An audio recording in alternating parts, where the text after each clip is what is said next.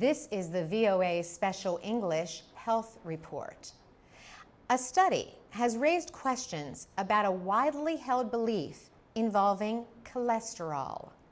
The belief is that high levels of so-called good cholesterol in the blood can reduce the risk of a heart attack. The medical name for good cholesterol is high-density lipoprotein, or HDL. Doctors commonly believe it reduces the risk of heart attack by removing fatty deposits that can block the flow of blood in the arteries of the heart. But Dr. Sakar Kathariasan at Massachusetts General Hospital in Boston says the effects of high HDL have never been proven. He says the new study that he and other researchers did suggests that HDL cholesterol does not affect the risk of heart attack.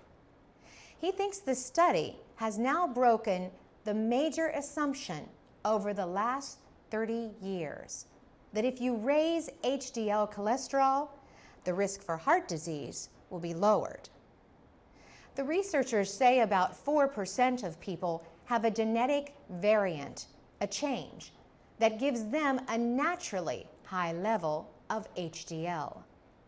The study found that those who were genetically programmed to have higher HDL levels were just as likely to suffer heart attacks as those who were not. A second analysis looked at 14 gene variants that increase good cholesterol. Dr. Kathariasan says people with the most variants had no more protection against heart attacks than anyone else. But he says there is no dispute about low-density lipoprotein, or LDL. LDL, the so-called bad cholesterol, causes a buildup of fatty substances inside arteries and increases the risk of heart attack. The findings appear in the Lancet Medical Journal. Another widely held medical belief has also come into question recently.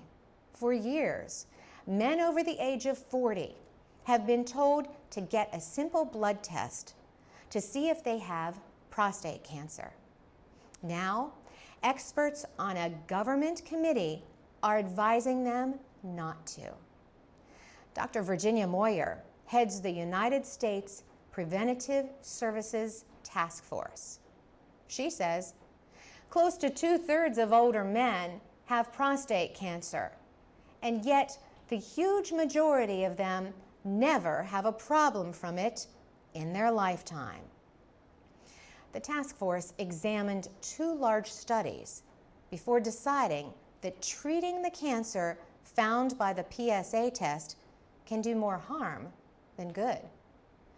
Effects of the treatment can include a loss of sexual ability and bladder control, as well as other problems, including heart attacks.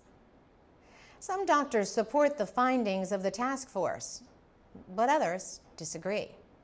Urologist Deepak Kapoor says in about 20 years of PSA testing, death rates for prostate cancer have dropped by 38%. For VOA Special English, I'm Carolyn Presutti.